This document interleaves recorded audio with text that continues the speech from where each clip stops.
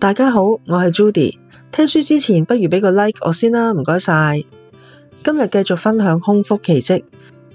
作者話現代人其實食得太多，尤其係動物蛋白啦。今集就會話俾大家知間歇性斷食究竟有乜嘢作用。斷食第一個作用就係可以改變我哋嘅體質。當我哋平時餐餐都食得太飽，或者係周圍環境吸收咗啲冇用甚至乎有害嘅嘢，身體排唔切就會積聚起嚟。我哋個身體呢就會有好多毒素。任何工具如果太污糟嘅話呢，都會變得唔好用啦。人體亦都係一樣，積聚得太多垃圾，體質就會變差。例如係容易病啦、體力下降、頭腦遲鈍等等。斷食就係幫你身體做一次大掃除，掃走一啲冇用嘅嘢。原理就係當我哋停止再擺啲廢物入身體，肝臟就有時間慢慢分解積咗喺身體裏面嘅毒素，再由腎臟過濾排走毒素，體質就可以改善。而且開始進行斷食之後，身體係會啟動緊急機制，所有器官啦，甚至乎每一個細胞都會即刻醒晒，而且係增加抗壓能力。第二個作用係斷食可以提升記憶力。作者引述咗一個實驗，利用同人類有70%相似嘅基因，而保存記憶嘅結構都同人類好相似嘅果蠅。首先釋放一種特別嘅氣味俾呢100隻果蠅去聞啦，同時對佢哋進行電擊，目的係要令到啲果蠅討厭呢一種味道。如果佢哋記得呢一種味道，就唔會飛去發出呢一種味道嗰樣嘢度啦。如果佢哋唔記得咗呢種味道呢，佢哋就唔會避開發出呢一種味道嘅嘢。之後就開始餓佢哋啦。每隔一段時間就放部分嘅果蠅出嚟，睇下啲果蠅會唔會飛埋去有特別氣味嗰樣嘢度。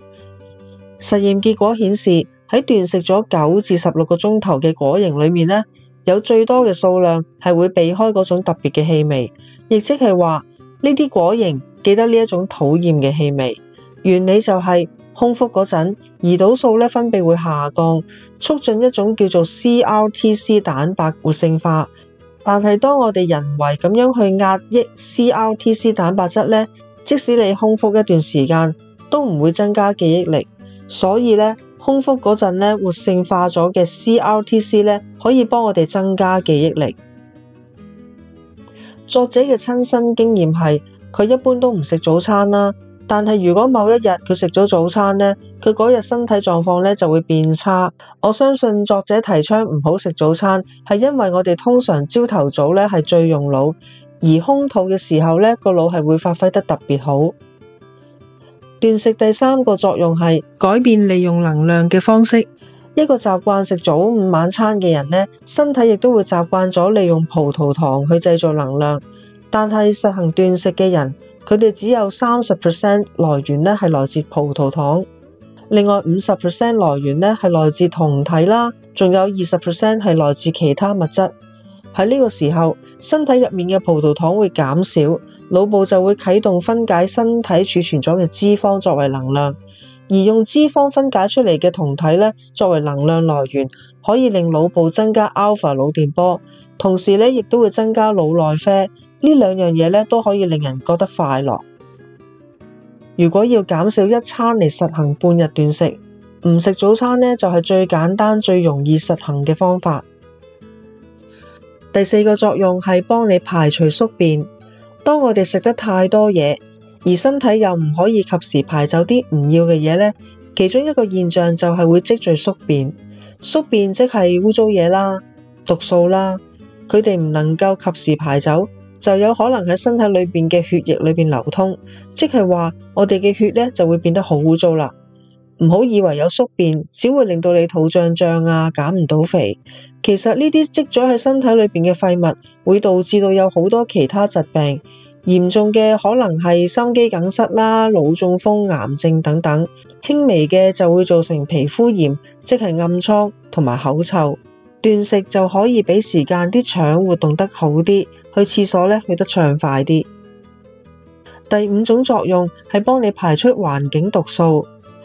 環境毒素包括咗塑膠製品裏面嘅塑化劑啦，或者係藥物，又或者係任何化學物、農藥等等。有實驗證明，斷食期間呢，身體分解脂肪轉化為能量，而脂溶性嘅農藥呢，就更加容易跟隨尿液排出體外。另外，食用膳食纖維對排毒都同樣有幫助。第六個作用係啟動自我溶解機制，分解一啲唔好嘅組織或者細胞。斷食期間，身體呢係會揾下自己有冇啲可以分解為能量而唔會影響身體健康嘅嘢，例如係引致血管硬化嘅動脈粥狀瘤啦。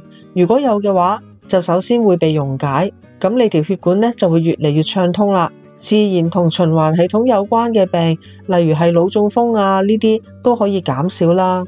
除咗血管入面嘅脂肪，身體其他部位嘅脂肪呢亦都有機會喺斷食期間被溶解。甚至乎可能連癌細胞都會被溶解。第七種作用係幫我哋活化基因。曾經有一個用老鼠做嘅實驗，用一批相當於人類90歲高齡嘅老鼠，做為期4個禮拜嘅實驗。實驗期間逐啲咁樣減少佢哋嘅食量。喺實驗完結嗰陣，發現呢一批老鼠裏邊有19個基因呢被活化咗。而呢一啲被活化咗嘅基因呢，全部都係可以防止衰老。第八個作用係可以幫我哋增強活力。作者話，斷食之後呢會令人體產生短暫嘅活力，例如係一啲拳擊選手啦，出賽之前嗰一日呢係會完全唔食嘢，因為佢哋覺得食咗嘢嘅話呢反而仲冇力。一啲肥胖人士睇落面色紅潤，好似好精神、好有活力。其實佢哋嘅內臟脂肪或者係血管入面嘅脂肪呢，令佢哋行多2步都覺得好辛苦。第九個作用就係幫助我哋提升免疫力。九州大學嘅久保之春教授呢做咗一個實驗，喺實行咗3日嘅半日斷食之後呢，有3種情況出現。第一係淋巴球嘅免疫活性增加。第二係免疫細胞嘅白血球變多，第三係胸腺同埋腎上腺嘅重量增加，免疫力增強。另外有位甲田醫師呢都做咗一個問卷調查，發現佢嘅247個病人當中，喺減少進食，只係食70%飽嘅情況之下，有76% 嘅人話少咗感冒，亦都有人話啦，手腳受傷之後呢好得快咗。第10個作用係幫助減少自由基。自由基即係活性氧啦，係一種咧喺人體裏面氧化能力好強嘅嘢，會令我哋嘅身體器官或者組織氧化，數量大約係人體氧代謝量嘅2%。如果人體裏邊好多自由基，即係咧身體裏邊嘅組織啊或者係器官咧氧化得好快，個人自然就會老得快啦，亦都會引發好多種疾病。有實驗顯示，只要唔食早餐啦，氧氣嘅代謝量呢可以減少13%，自由基自然都可以減少啦。講咗斷食嘅10個作用啦，係咪都覺得好正呢？總括嚟講，斷食可以改善我哋嘅免疫系統、循環系統，幫助排毒、活化基因。其實當年秦始皇唔使叫人幫佢去揾長生不老藥啦。只要佢試下斷食，可能可以長命多幾年。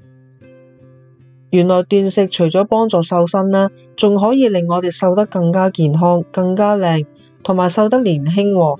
不過斷食咧都有分好多種，半日斷食啦、1日斷食、3日斷食、蔬菜汁斷食，諸如此類。究竟唔同斷食有乜嘢唔同功效呢？進行斷食又有乜嘢地方要注意呢？仲有就係斷食對唔同嘅病症有乜嘢實質嘅療效呢？想知嘅話，記得 subscribe 呢個 channel， 撳埋個鐘仔，下星期6準時再嚟聽書啦。我係 Judy，下集見。